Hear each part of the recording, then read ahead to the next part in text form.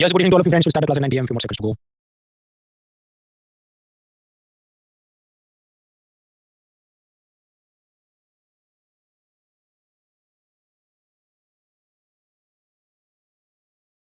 5 more seconds.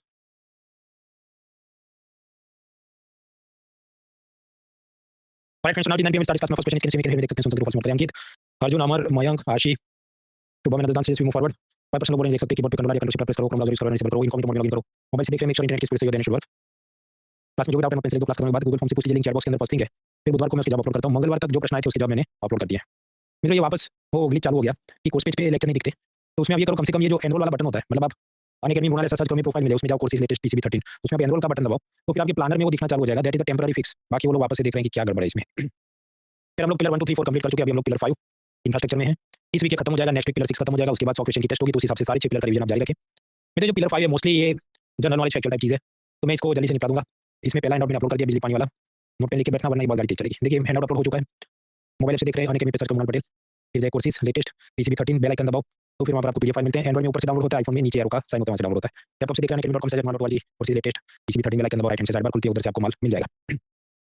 प्रश्न ये जो पिलर 5 है, इसके अंदर कितने मार्क्स का पूछा, भाई नसीब का काम है. कुछ बार 4 क्वेश्चन आते हैं, पिछली बार सिर्फ एक ही क्वेश्चन आया था. आप कहते स्किप ही कर देते हैं, लेकिन मैंने तो पीस लिया, तो मैं तो ये आपको पढ़ाना पड़ेगा ना. और कभी-कभी आसान प्रश्न आ जाते हैं, तो देख लेना चाहिए कोई.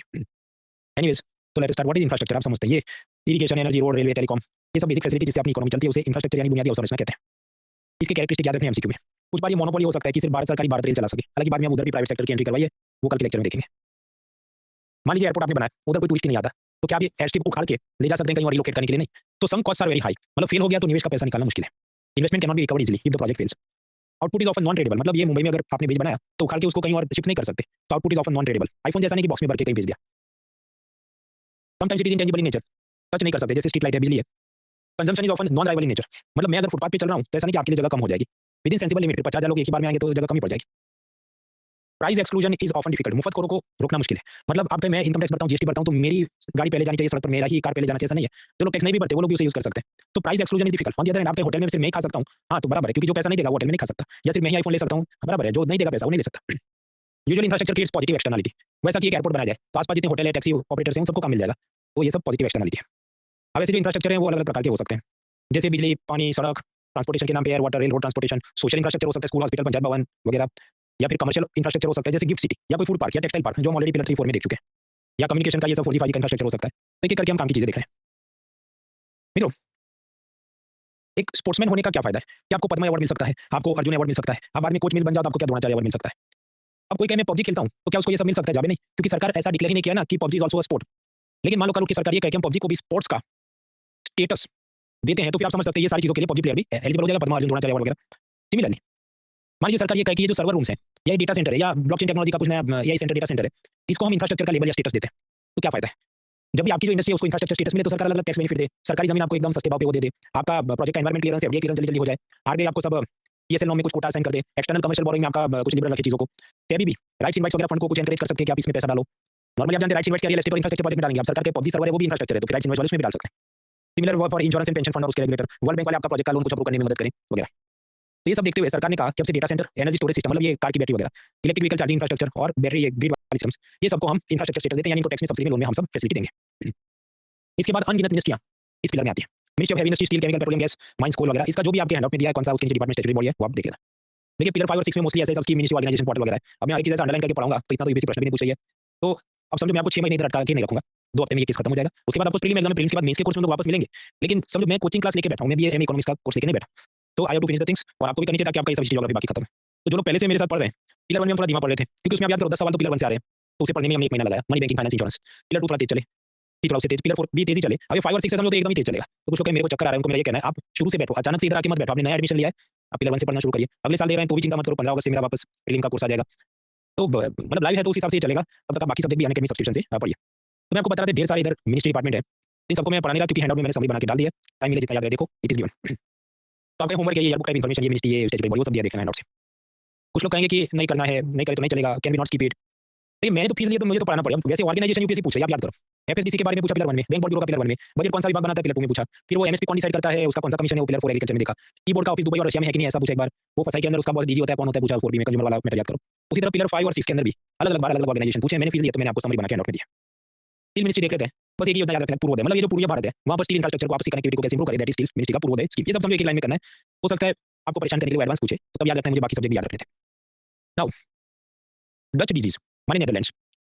अगर आपके देश में कुछ प्राकृतिक संसाधन natural resources like oil gas mineral gold मिल जाए तो वो वरदान नहीं कुछ बार अभिशाप, इट बिकम्स अ कर्स।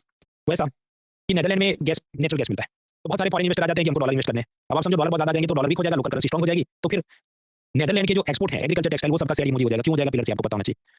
तो फिर वहाँ फार्मर का कुछ सामान एक्सपोर्ट नहीं हो रहा है, फार्मर भी ऑयल गैस की दुकानों में मतलब रिफाइनरी में काम चालू करे तो फार्मर खेती बाड़ी नहीं करता, आधी चीजों की फूड शॉर्टेज हो जाती है, बहुत ज्यादा महंगाई बढ़ जाती है, फूड राइडर्स मतलब लोग खाने पीने की सामान के लिए लूटपाट मचाना चालू करे, दंगे शुरू हो जाए, तो ये हुआ डच डिजीज। मतलब आपके नेचुरल रिसोर्सेज आपका अभिशाप बन जाते हैं। एक और उदाहरण, दुनिया का सबसे ज्यादा तेल आप जानते हैं वेनेजुएला में है, लेकिन वहीं पर फूड के नाम पे लूटिंग राइटिंग चलती है। क्यों? सरकार की गलत नीतियों के चलते वहाँ एग्रीकल्चर एकदम डाउन है, तो तेल का क्या करोगे, वो तेल भी एक्सपोर्ट करने में तकलीफ क्योंकि अमेरिका और बाकी देशों ने उस पे एम्बार्गो यानी प्रतिबंध लगाया। तो इसके लिए शब्द यूज होते हैं resource curse, paradox of plenty, की ऑयल तो बहुत ज्यादा है पर खाने की शॉर्टेज।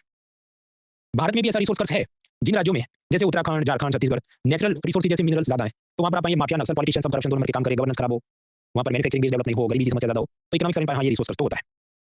खैर अब हम आगे बढ़ते हैं तो ये इंफ्रास्ट्रक्चर लॉजिक से हम पढ़ेंगे। बी पासा बिजली पानी सड़क, उसके बाद मेरा गांव मेरा शहर मेरा मोबाइल फोन उसका कम्युनिकेशन आईटी इंफ्रास्ट्रक्चर, लास्ट कुछ public private partnership and investment models. तो आज का अपना मुद्दा है माइनिंग और उसके बाद बिजली एनर्जी इंफ्रास्ट्रक्चर।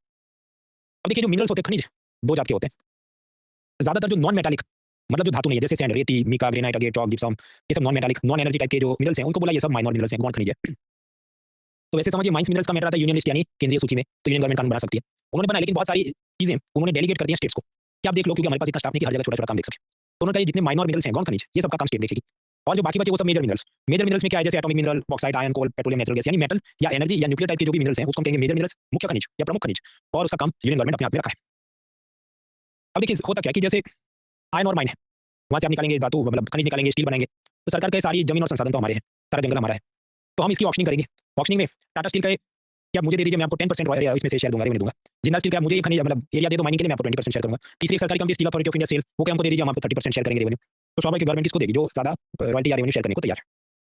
तो ऐसी नेशनल नेशनल मिनरल पॉलिसी 2019 में बनती है। ये जो मिनरल पॉलिसी है ये किसके वास्ते, कोयले की अलग है, हाइड्रोकार्बन ऑयल गैस की अलग है, ये उनके अलावा वाली चीज यानी नॉन फ्यूल और नॉन कोल माइंस के लिए है। इसमें रिफॉर्म्स क्या लिए गए कि मानो आगे चल के जिंदाल स्टील टाटा स्टील को मर्जर कर देना, तो ये सबको हम आसान करेंगे, ईज ऑफ डूइंग बिजनेस करेंगे। इसमें माइनिंग लिस्ट ऑक्शन के द्वारा दी जाएगी, कोई सरकार ऐसा नहीं कि स्टील अथॉरिटी ऑफ इंडिया एक सरकारी निगम है तो इसको हम ऐसे ही दे देंगे, नहीं उसने भी ऑक्शन यानी नीलामी में हिस्सा लेना होगा। तो there will be no discretionary allotment, कोई अपने विवेक से मिनिस्टर किसी को नहीं दे सकता, नीलामी से ही आपको माइनिंग राइट्स मिलते हैं। ऐसी माइनिंग राइट्स आपको उस जमीन या जंगल में 50 साल के लिए मिलती है, उसके बाद क्या आपका वो खत्म, फिर वो वापस से उसका ऑक्शनिंग या नीलामी करेगा, तो 50 साल की आपको लीज मिलती है। अभी जिंदाल स्टील टाटा स्टील जो भी माइनिंग कर रहे हैं तो इनको बोला गया देखो तुमने सरकार को एक तो रॉयल्टी तो देना है, वो तो देना ही है, मान लो जो भी 30%, बट एडिशनली आपने कुछ और भी पैसा दो संस्थाओं को देना है, एक है मिनरल एक्सप्लोरेशन ट्रस्ट और दूसरा डिस्ट्रिक्ट मिनरल फाउंडेशन। समझते हैं कि जिंदाल स्टील टाटा स्टील जहाँ पर भी खनिज खुदाई कर रहे हैं उसमें से कुछ पैसे उन्होंने देने होंगे नेशनल मिनरल एक्सप्लोरेशन ट्रस्ट को जो और ज्यादा माइनिंग रिसर्च और सब काम करेगा, और कुछ पैसा इन कंपनियों ने उस डिस्ट्रिक्ट के डिस्ट्रिक्ट मिनरल फाउंडेशन को देना है, जहाँ उस जिले का जो भी कलेक्टर डीएम है बाकी प्रतिनिधि है वो लोग देखेंगे उसमें से ये मान लो स्कूल बनानी है, सड़क बनानी है, हॉस्पिटल बनाने हैं, ये सब काम करेंगे। So that is district mineral foundation. तो टाटा स्टील ने पैसा देना है डिस्ट्रिक्ट मिनरल फाउंडेशन को जहाँ पर भी जिस डिस्ट्रिक्ट में वो माइनिंग करा है। फिर भारत सरकार ने कहा देखो इसमें जो पैसा पड़ा है वो हम बाकी स्कीम में भी यूज कर सकते हैं, और उस चीज को कहा गया प्रधानमंत्री खनिज क्षेत्र कल्याण योजना, प्रधानमंत्री खनिज क्षेत्र कल्याण योजना। अभी पुरानी चीज हो गई तो एक लाइन में याद रखना है। तो हमने देख लिया माइनिंग उसकी ministry policy, mines mineral development regulation act, उसमें कुछ है हम अभी आगे देखते हैं। अभी आगे बढ़ते हैं स्पेसिफिकली एनर्जी रिसोर्स में कोल। तो कोयले के अलग अलग प्रकार आप जानते हैं वो सब लिग्नाइट बिट्यूमिनस एंथ्रासाइट, वो आपके एंड में दिया है, वो जनरल नॉलेज देख लेना। कोयले में पहले ये था कि प्राइवेट सेक्टर के कोल माइंस और कोल कंपनियां होंगी जो भी अंग्रेजों की होंगी, राजा रजवाड़ों की होगी, तो फिर इंदिरा गांधी ने जैसे बैंकों का नेशनलाइजेशन यानी राष्ट्रीयकरण किया, टेक ओवर किया, उसी तरह उन्होंने प्राइवेट सेक्टर कोल माइनिंग कंपनियों को भी टेक ओवर कर लिया और उसमें से बना दिया कोल इंडिया लिमिटेड, सरकारी कंपनी बना दी। तो ये था कोल माइंस नेशनलाइजेशन एक्ट। अब सिर्फ और सिर्फ कोल इंडिया ही कोयला खोद सकता है, उसको बेच सकता है, बाकी सबको बैन कर दिया। फिर आगे बढ़ते हैं तो 90s के जमाने में आप जानते हैं एलपीजी रिफॉर्म्स लिए, लिबरलाइजेशन प्राइवेटाइजेशन ग्लोबलाइजेशन। तो इसके तहत नरसिम्हा राव ने देखा देखो प्राइवेट सेक्टर कंपनियों को भी कोल माइनिंग में अलाउ करते हैं। तो मान लो टाटा स्टील आए फिर से कि सर हमें कोल माइनिंग का लाइसेंस दे दो और हमें ये कोयला चाहिए अपने steel manufacturing steel and aluminium industry के लिए एनर्जी रिसोर्स के रूप में चाहिए। तो नरसिम्हा राव ने कहा ठीक है तुम सब प्राइवेट कंपनी वाले भी कोल माइनिंग कर सकते हो, हम तुम्हें अलाउ करेंगे, पर शर्त है फॉर कैप्टिव यूज ओनली, सिर्फ खुद के ये स्टील सीमेंट इंडस्ट्री में आपको टाटा स्टील टाटा मोटर इसी में ये कोयला यूज करना, किसी तीसरे पार्टी को आप बेच नहीं सकते, ऐसा हम आपको कोल माइनिंग अलाउ करेंगे। इसको बोला गया कैप्टिव यूज। तो कैप्टिव यूज अलाउ किया गया कि कंपनी कोयला सिर्फ खुद के लिए यूज कर सकती, किसी तीसरे को बेच नहीं सकती। ये सब हुआ। उसके बाद यूपीए कांग्रेस राज में कुछ स्कैम होता है, ये जो कोल माइनिंग के अलग अलग जगह पर अलॉटमेंट करने हैं वो मिनिस्टर के जीजा साला जमाई सबको हो गए, और फिर उन्होंने वही चीज बाकी कंपनियों को महंगे भाव में बेच दी। जस्ट लाइक टिकट का ब्लैक मार्केटिंग कैसे होता है, फिर आजकल तो सिनेमा में कोई भी फिल्म देखने जाओ खाली होता है। तो let me give another example, ये भी कुछ जनवरी में कोल्ड प्ले नाम का एक रॉक कॉन्सर्ट आया था, तो उसका एक टिकट मान लो 10,000 था, तो बहुत सारे लोग खरीद लेंगे, उनको खुद देखने नहीं जाना, फिर जो असल में फैन है उसको लाख रुपए में वो बेचेंगे। तो ऐसा इधर जिसको असल कोल माइनिंग करना था उसके हाथ में आया नहीं, तो जिनको मिल गया उन लोगों ने उसे बेच दिया, सब नेक्स्ट चला। बाद में सुप्रीम कोर्ट ने ये कोल माइनिंग ब्लॉक सारे एलोकेशन कैंसिल कराए। फिर सरकार ने कुछ नीतियों में बदलाव किया। तो 2015 में coal mine special provision act, उसमें ये कहा कि देखो प्राइवेट कंपनियों को माइनिंग को अलाउ था ही, लेकिन पहले कैप्टिव पर्पस के लिए था कि आपने खुद से ही कोयला खोदा तो टाटा स्टील टाटा मोटर्स में यूज करना है, जिंदल स्टील वाले को नहीं बेच सकते। तो मोदी जी ने कहा तुम बेच सकते हो, खुद भी यूज करो, दूसरों को भी बेच सकते हो, सब कुछ छूट है। इसके बाद कोरोना में सरकार ने और रिफॉर्म्स लिए जो हमें थोड़ी एक दो लाइन में फीचर्स याद रखते हैं।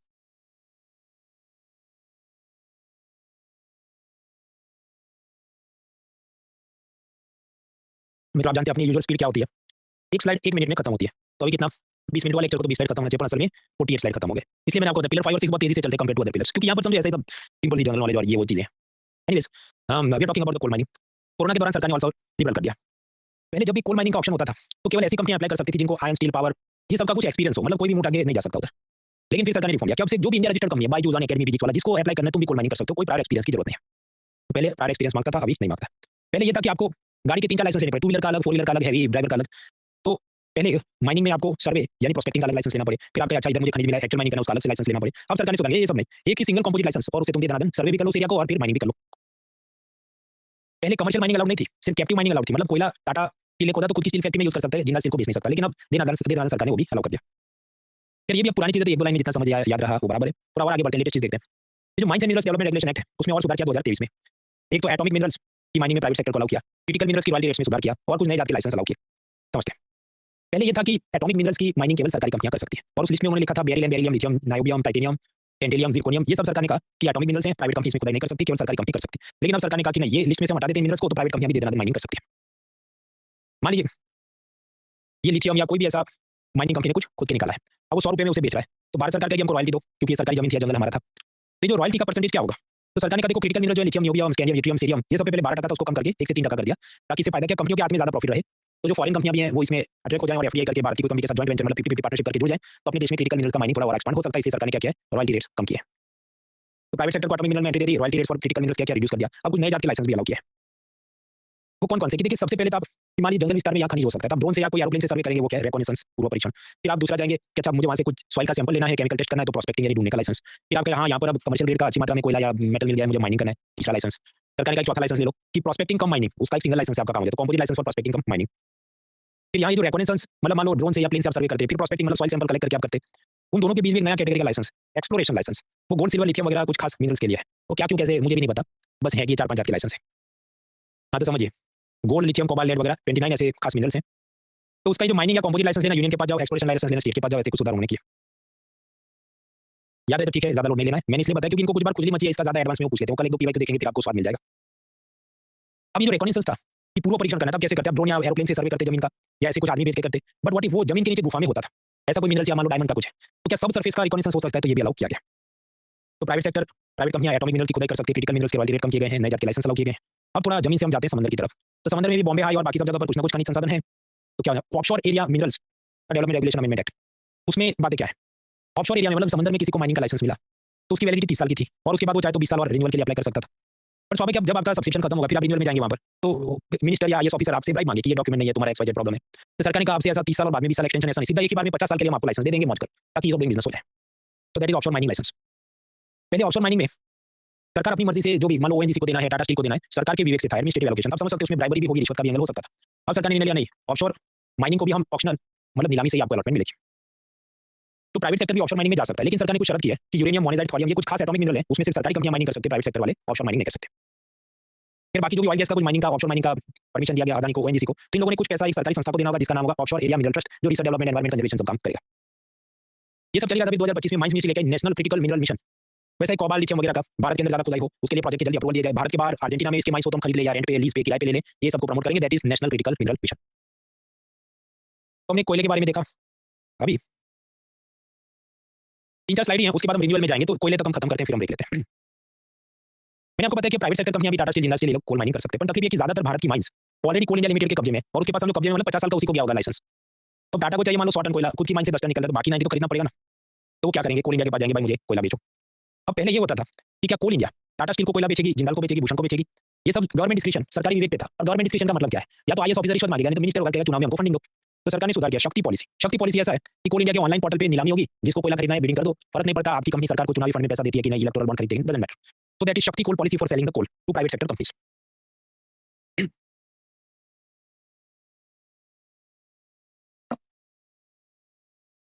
भारत के अंदर कोयले का डोमेस्टिक प्रोडक्शन कम है, ऑस्ट्रेलिया से हमको खरीद के लाना पड़ता है।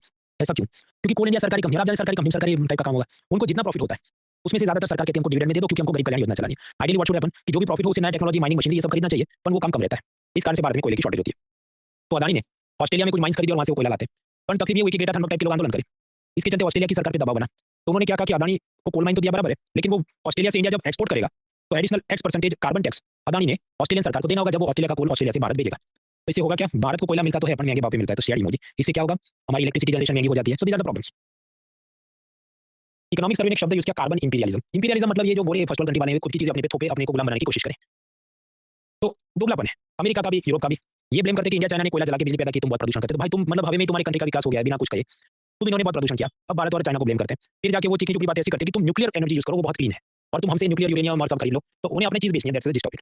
इकोनॉमिक सर्वे का कहना है कि देखो कोयला जरूरी है, नेसेसरी इविल है, क्योंकि विंड सोलर यूज करेंगे वो 24/7 मिलता नहीं है, वो नॉन डिस्पैचेबल है। विंड और सोलर प्लांट के लिए आपको बहुत ज्यादा जमीन चाहिए, कोल माइन और कोल प्लांट का जमीन कम चाहिए। अगर हम कोल माइंस बंद कर देंगे तो बहुत सारी बेरोजगारी हो जाएगी, जो कोयला जला के बिजली बनाने वाली कंपनियां हैं उसका सब लॉस हो जाएगा, non performing asset, bad loan बढ़ जाएंगे। सो दीस आर द चैलेंजेस। ये सब पहले चलता था, अभी 2025 का इकोनॉमिक सर्वे उसने क्या नया बोला, उसने ये सब दोगलापन वापस हाईलाइट किया कि अमेरिका यूरोप वाले खुद तो सब कर दिया और डेवलप हो गए तो चीनी जुड़ी बातें करते हैं। फिर उसने दूसरी बात की वेजिटेरियन बनो। अगर सब लोग वेजिटेरियन बन जाएंगे तो फिर पूरी दुनिया में जो भी 1.5 या 2 बिलियन मेट्रिक टन इतना सब ग्रीन हाउस गैस एमिशन कम हो जाएगा, क्योंकि जो मांस मच्छी उगाने के लिए जो जितना वो मीथेन गैस एमिट होता है वो ज्यादा होता है। अमेरिका और यूरोप में ये सब कैटल और पिग, उसको भी अनाज खिलाया जाता है, और उनको खिलाने के लिए जो जितना जमीन यूज हो रहा है तो वो सब वेस्टेज है, इसलिए सबको वेजिटेरियन बनना चाहिए, इकोनॉमिक सर्वे बोलता है। तीसरी बात ये कही कि यूरेनियम आप कहते हैं कि न्यूक्लियर क्लीन एनर्जी है, उसमें बहुत कम ग्रीन हाउस एमिशन है, लेकिन आप गलत सोचते हैं, क्योंकि यूरेनियम की जो माइंस है वहां से यूरेनियम निकालने के लिए आपको चाहिए सल्फ्यूरिक एसिड H2SO4। ये कहां से आता है, ये पेट्रोकेमिकल रिफाइनरी से आता है। तो पेट्रोकेमिकल रिफाइनरी में जब भी प्रोसेस हुआ तो तब तो ग्रीन हाउस गैस एमिट हुआ, हवा में तो सल्फ्यूरिक एसिड नहीं बना है, पहली बात। दूसरा, अगर आप ये कहते हैं कि सब लोग न्यूक्लियर एनर्जी यूज करें तो जितना सल्फ्यूरिक एसिड चाहिए वो अगले 2030 तक हमें बहुत शॉर्टेज हो जाएगी, तो उसके बाद आपको यूरेनियम निकालना ही मुश्किल हो जाएगा, क्योंकि उतना सल्फ्यूरिक एसिड नहीं होगा हमारे पास। तो these are challenges with nuclear energy. Solar panel आपके बेस्ट है, लेकिन सोलर पैनल समझो 20 साल तक चला, फिर जब आप उसको फेंक देंगे तो उसका रिसाइक्लिंग बहुत ही जटिल होता है, महंगा होता है, और ऐसे ही आपने कहीं पर जमीन पे फेंक दिया तो बारिश के पानी से सब जितना केमिकल उसमें से निकलेगा, it will cause soil pollution. फिर इकोनॉमिक सर्वे ने सजेस्ट किया वर्टिकल गार्डन बनाओ, मतलब लेट मी ज़ूम इन। ये क्या है, ये तो बिल्डिंग और दीवार ही है, लेकिन दीवार के ऊपर ही ऐसा सब गार्डन उगा दिया जाए तो इससे बहुत एनवायरमेंट को फायदा है। आगे पीछे और भी बजट और इकोनॉमिक सर्वे की बातें बहुत सारी पोर्टल है, लेकिन वो सब आपके एंड ऑफ में याद रहे तो ठीक है, नहीं याद रहे तो बाकी सब्जेक्ट क्लियर करो। तो यहाँ तक हमने बिजली के नाम पे जो कोल और माइनिंग उसके पीछे जरूरत थी वो देखा। अब इसके बाद आएगा इलेक्ट्रिसिटी, और उसके लिए कौन सी योजना है, फिर रिन्यूएबल एनर्जी उसके लिए कौन सी योजना है, that is going to be the next segment. तो एक ब्रेक लेते हैं, ब्रेक में आप एक क्वेश्चन ट्राई करो, ये मैंने आपको नहीं पढ़ाया, बस सीधा हवा में आ गया। ब्रेक फॉर 5 मिनट्स लगाओ तो थ्री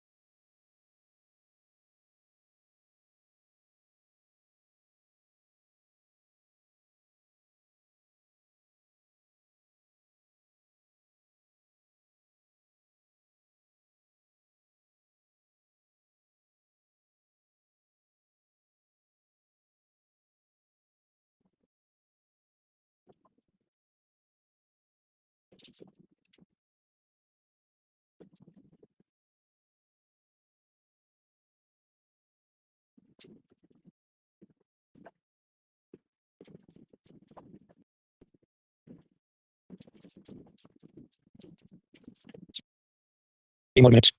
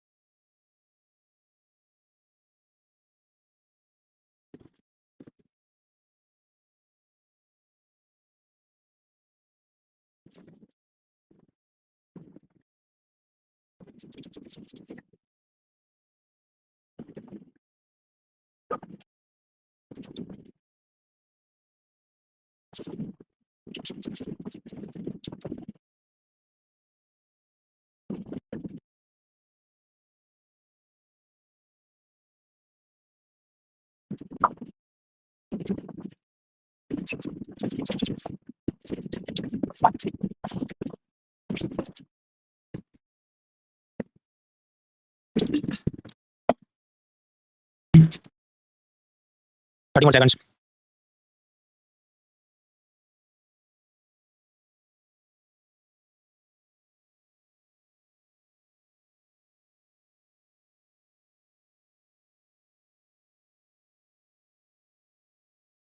हाँ, तो मित्रों आपको कोल इंडिया के बारे में क्या लगता है? एबीसीडी स्किप करना तो ऑप्शन ए भी है। Voting line time starts in 3 2 1 start.